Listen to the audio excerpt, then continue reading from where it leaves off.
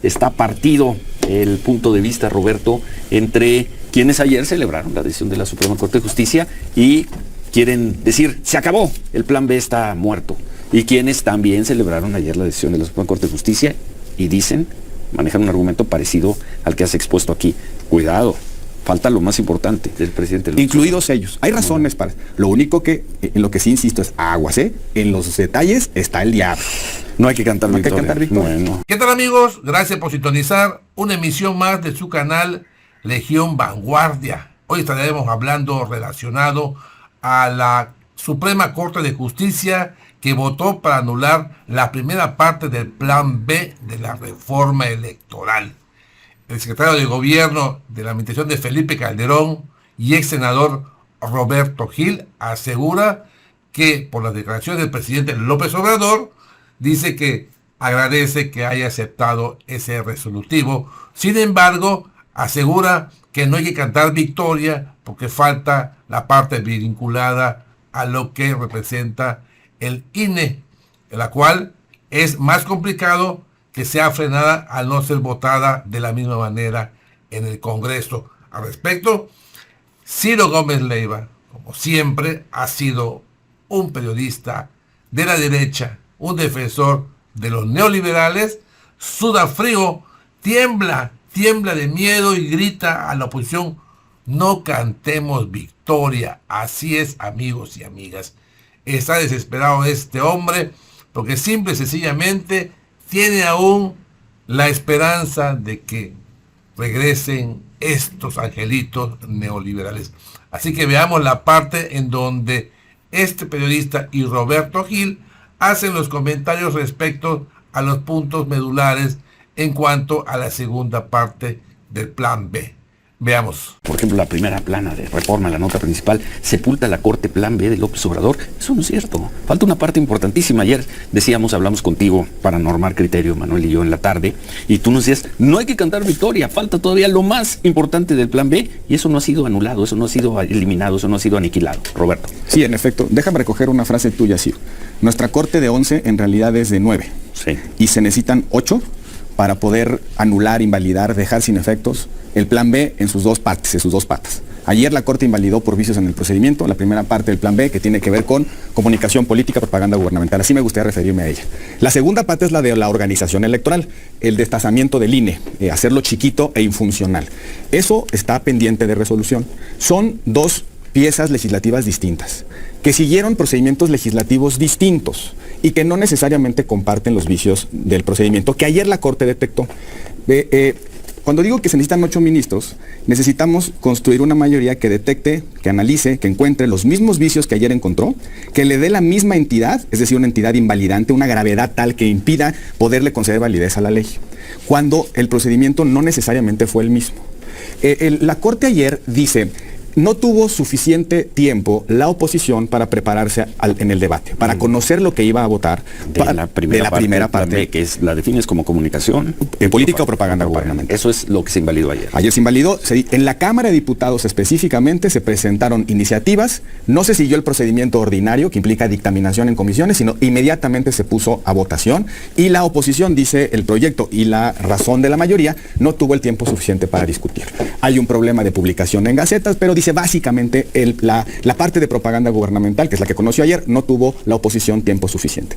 Ese vicio sí se comparte en la otra parte del plan B. ¿Por qué? Porque fue al mismo tiempo. Sin embargo, hay diferencias notables. Basta, Ciro, con que 2 ministros encuentren diferencias en el procedimiento. 2 de los 9. 2 de los 9 votaron que encuentren procedimiento. Que 2 de ellos encuentren diferencias para que este resultado que ayer se dio, la invalidación por vicios en el procedimiento, no se repita en el plan B. Por eso digo, no cantemos victoria. Hay que mantener la vigilancia, la observación, la exigencia de la Corte que se pronuncie sobre la inconstitucionalidad de esta norma tóxica. Pero basta 2 ministros que digan, oye, y tú que eres un profesional de veras de esto, tú sí revisaste los argumentos de los 9 ministros. De los 9 ministros. Y hay, cuando me decías, hay cuando menos 2 o 3. Por ejemplo, hay 2 ministros que dicen, oigan, la interpretación de la urgente y obvia, es decir, la dispensa del trámite ordinaria, no debe ser tan estricta.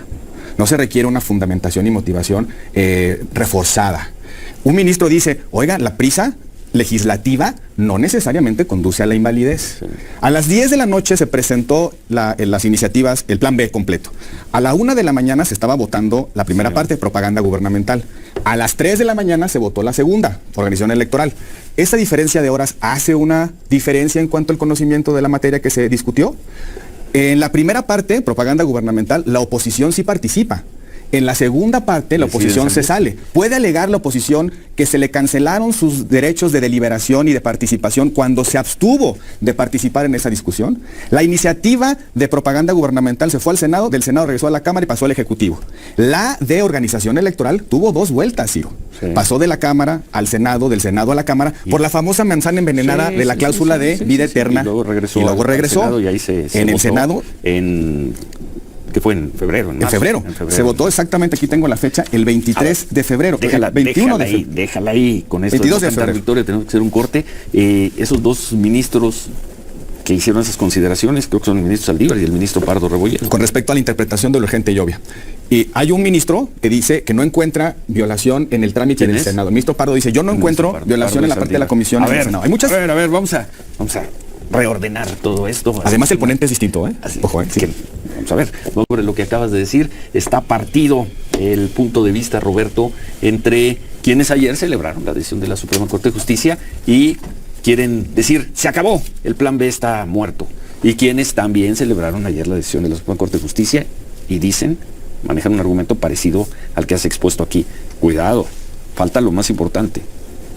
La parte que tiene que ver con los recursos del INE, el funcionamiento del INE, y esa parte no se legisló igual que la que se aniquiló, que la Corte aniquiló ayer, Roberto. Son 2 cosas distintas. Y tú insistes, y a ver si lo ponen en el resumen de noticias, Lourdes, no hay que cantar victoria.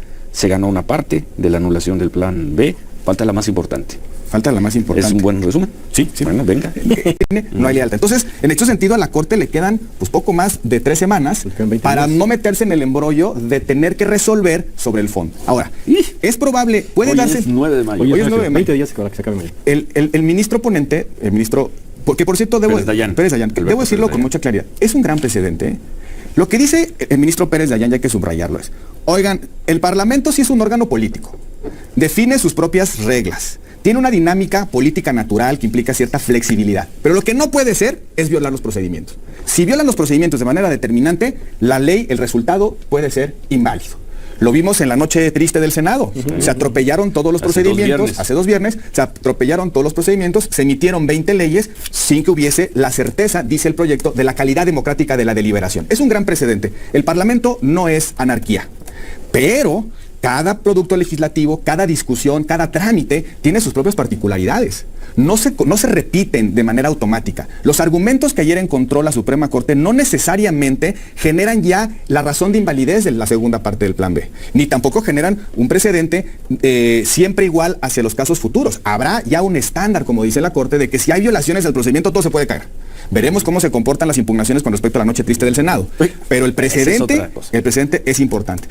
Bueno, vuelvo al problema, Ciro, perdón que lo repita. Necesitamos convencer a 8 ministros de 1, vicios de procedimiento graves, todo es inválido, o 8 ministros que digan el plan B es inconstitucional en todo o en sus partes, en el contraste de su contenido, para decirlo pronto. Y además resolver el problema de los 90. Esto no se acaba hasta que se acaba. Y no hay que cantar victoria. No hay que cantar victoria. Bueno, es con sus precedentes. Ayer en el proyecto se invocan 30 precedentes o avisos del procedimiento. 30, sí. Todos los ministros, lo decíamos la vez pasada, tienen al menos un caso en el que han votado en este mismo sentido, incluido las ministras... las 2 ministras Loreta Ortiz que hacen funciones de amanuenses del presidente. Incluidos ellos. Hay razones para... Lo único que, en lo que sí insisto, es aguas, ¿eh? En los detalles está el diablo. No hay que cantar victoria. No hay que cantar victoria. Bueno. Gracias, Roberto Gil. Gracias especialmente esta mañana. Correcto. Vas a recibir metralla. Dice, ya salió Gil a decir que no fue un triunfo completo. No, sí lo fue, nada más que el de ayer. Todavía falta. Aguanten tantito. Gracias. Festeja. Ahí lo tienen, amigos. Yo les diría que de tanto la boca se puede caer la sopa. Así es, cuidado.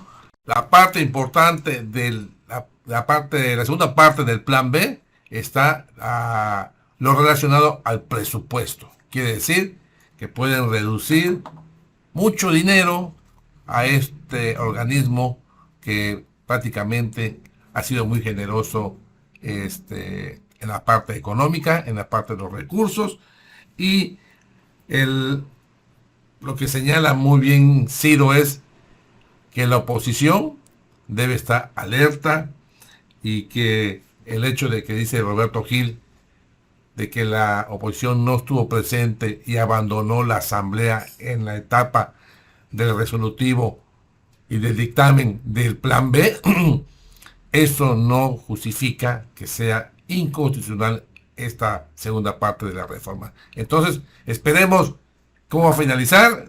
Dicen que se tiene hasta el 31 de mayo. Si no se va a analizar de fondo esta segunda parte, esperemos los resultados a la brevedad por la Suprema Corte de Justicia de la Nación. Así que estemos atentos y estaremos informándoles, amigos, y así finaliza esta parte de esta información. Si fue de su agrado, les pido que me regalen su poderoso like, que la compartan y se suscriban a su canal Legión Vanguardia. Nos vemos en una próxima emisión. Adiós.